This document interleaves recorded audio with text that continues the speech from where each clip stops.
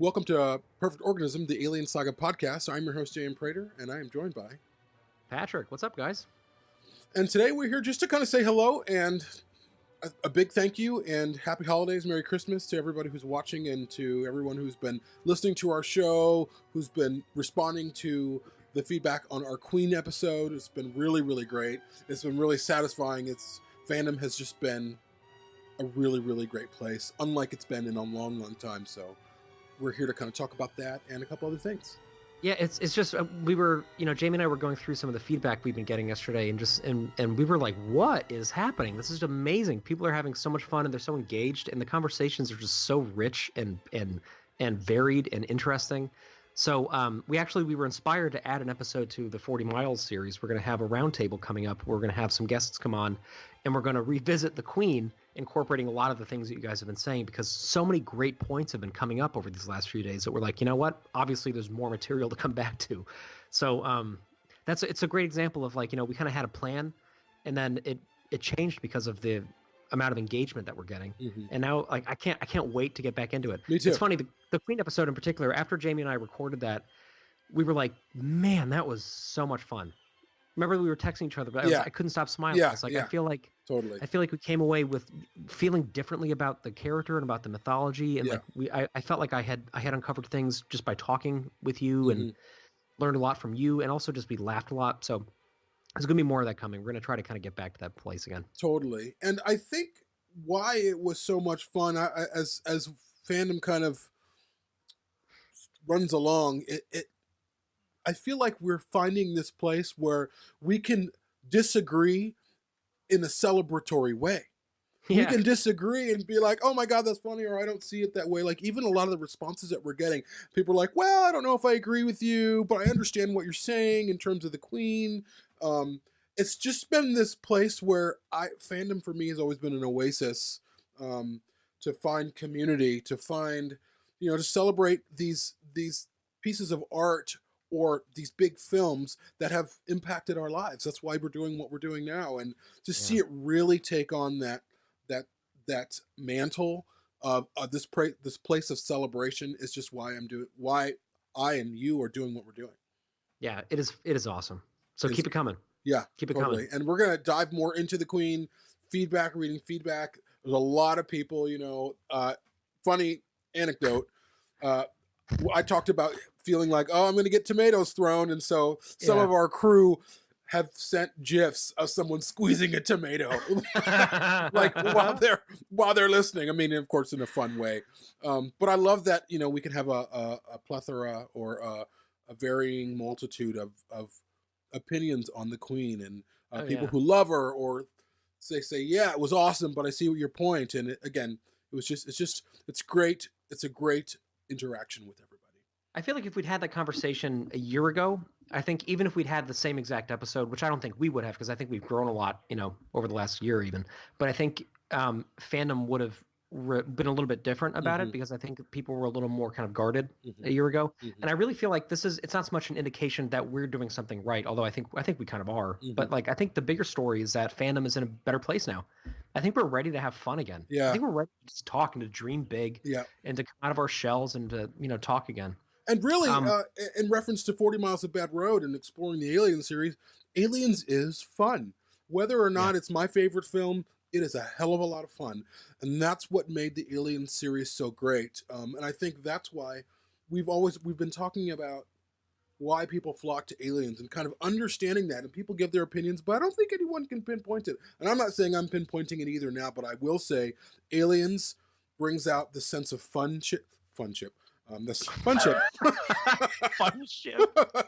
But Aliens brings this sense of celebration and camaraderie unlike any other film. I mean, Alien 3 is this dark inward journey. Alien is this quiet, contemplative, scary, horror, forbidden planet, whatever.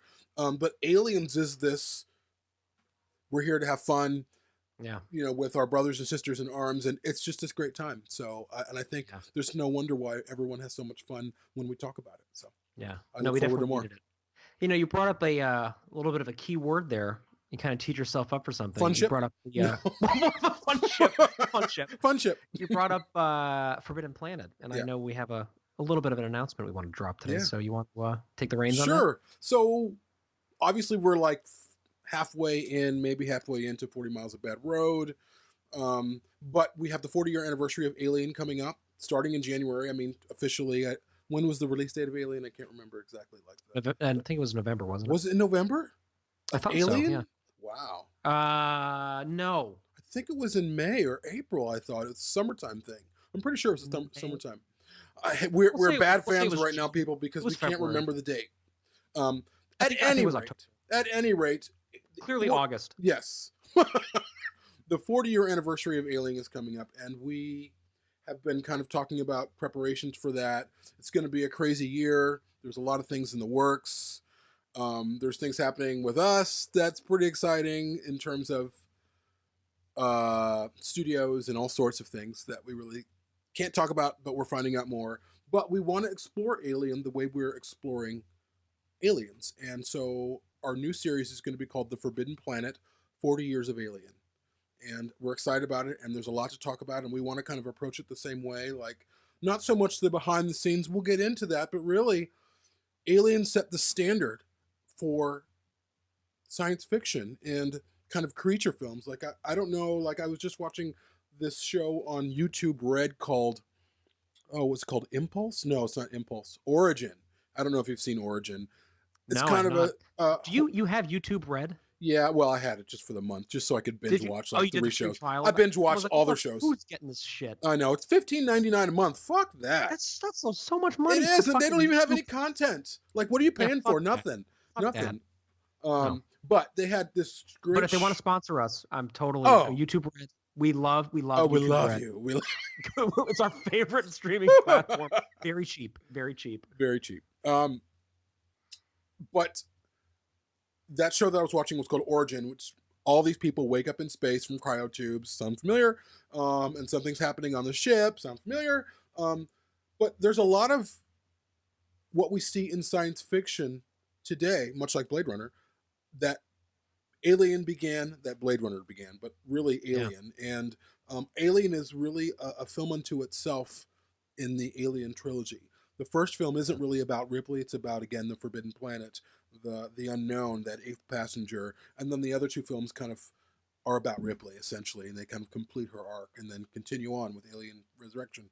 But there's just a lot to explore. The mythos of the film, how it's affected science fiction, how it's affected us, what makes good science fiction, why Alien was so successful and has really not been replicated since. So there's a lot to explore, and we'll get into more of the details in that. We're not going to really probably launch that. Me and Patrick have to talk about it, but probably won't launch that until maybe April or May, kind of as we wrap the series. We can launch it around the release date of Alien, which was either October or August or January or February or March or, it's kind of hard in September. I don't know, December or something like that. So we can hold ourselves to that. Any month. Whenever the fuck it happens.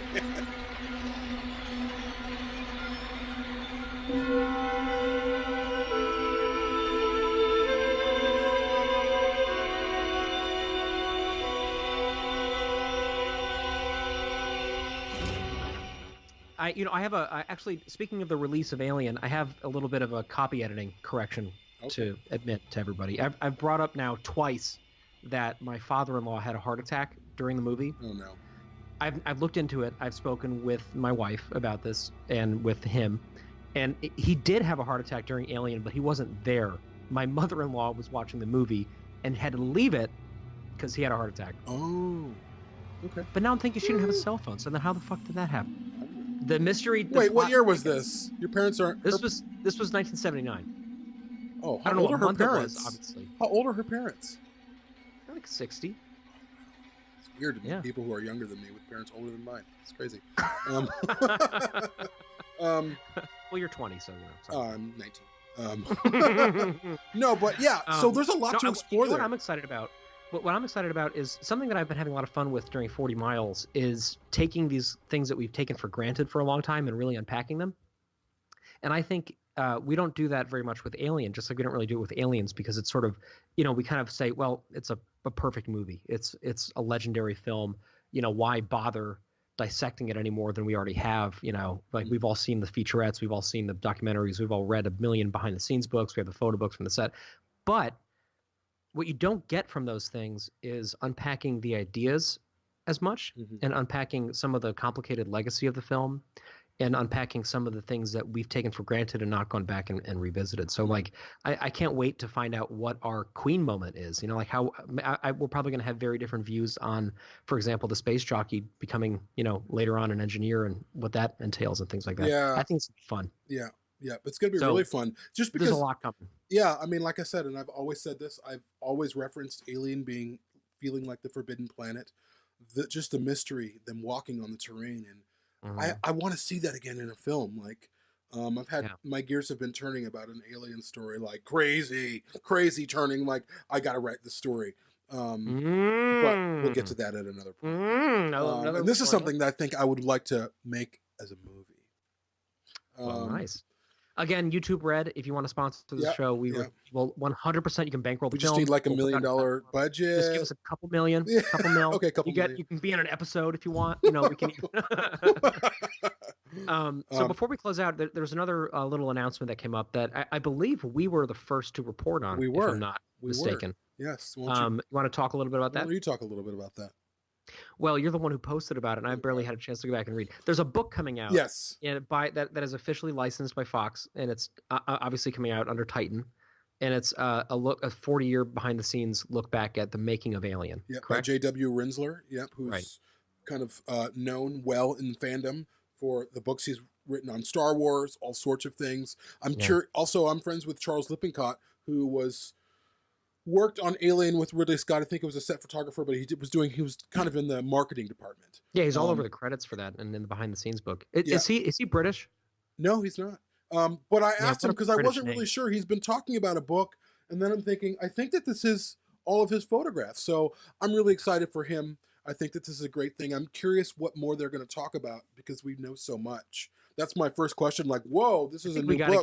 We got to get Chucky Lippincott on the show. Yeah, I've been trying. He's a busy man. He's a very busy man. He lives out where you live. He's on the East Coast somewhere. So, really? Try about that. Yeah. About that. I can really talk real well. We'll have some fun. We'll have fun ship. We'll and we'll try about it. We'll try about some fun shit. It'll be great.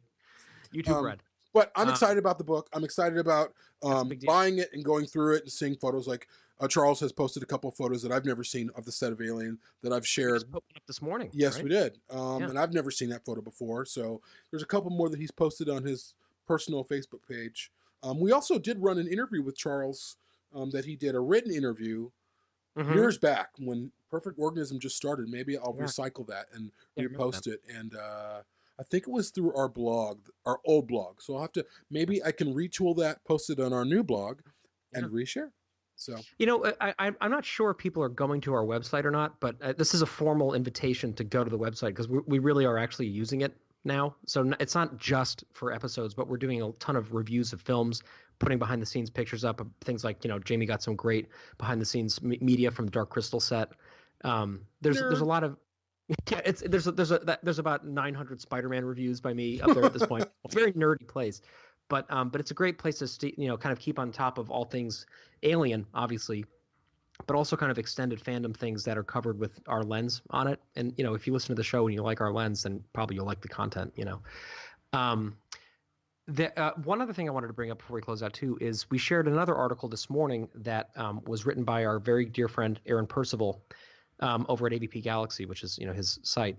And I just a tiny bit of behind the scenes info on this. Basically, a year and a half ago, I sent him a message, and I was like, just so you know, I've been kind of working behind the scenes on an investigation into Operation Aliens, and he was like, "Oh man, I've been doing the same thing," and we were like, "Oh, this is so cool." So then he was the one who was actually responsible and kept working on it, and I was I was not, but it's been amazing to see him kind of take the reins on this and just kind of build this wonderful story. And he's done such an amazing job with the research. And there was a big thing that happened on the AVP Galaxy forums, maybe about 8 or 9 months ago, where a bit of controversy was dropped, sort of like a nuke, where somebody who had worked on the animation cells that have been shared relentlessly around the internet over the years as evidence of this television pilot, said that they are not what they seem, and there's a lot of information that's come up since then. So again, Aaron did literally all of this. I'm not trying to take any credit for it, but it's been fun to be there for the ride and to see how he's kind of built the story up. So if you're interested, go to AVP Galaxy. It's up there now, and it's totally worth the read because it's a part of fan history that it's easy to forget about, and you probably enjoy it. Absolutely. I haven't read it yet. I do want to read it. I mean, I saw the image. I don't know anything about it except for what you've told me, so I'm excited to explore it. For me, like we've talked about this on the show a little bit, but Operation Aliens has always been kind of because it was really locked in when I was 7 when I fell in love with Alien and Aliens in the first place, and so I've never really kind of extricated myself from it, and it's something that I've always gone out of the way to collect memorabilia from because there were all these licensed properties that came out, not just the Kenner toys, but erasers and school supplies and puzzles and board games and things like that. And so there's kind of a small community of us that have really tried to collect basically all of the Operation Aliens things that are out there, shampoo bottles, et cetera. And it's cool to see how that little sub community has grown. And I feel like this is a great addition to it. So totally check it out. On the last note, just briefly, I know we've been talking about a series, streaming series of Alien. We don't really know exactly what's happening, kind of some stuff here or there. But nothing that's officially been announced. I will say, I really hope that any streaming series is not animated. I think Alien, even the world of Aliens that James Cameron created, I think it's worthy of a live action. Like, if you're going to do it live action. Like, I will be colossally disappointed if we hear about an Alien streaming series that's animated.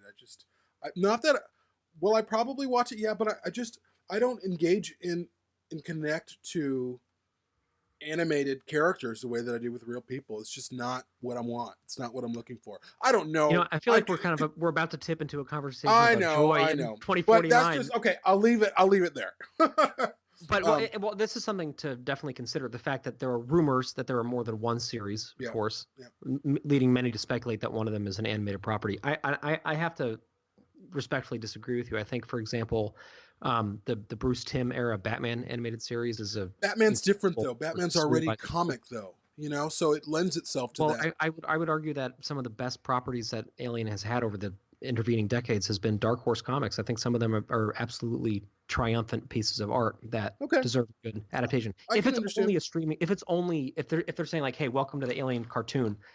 Well, actually, I'd probably love that, but I could just see you and Jude like all your gear watching. Jesus. But yeah, definitely. But the adult me, it would not obviously want that as much as I would want a really good serialized, like Night Flyers, but better kind of style. Yeah, Night Flyers is awful.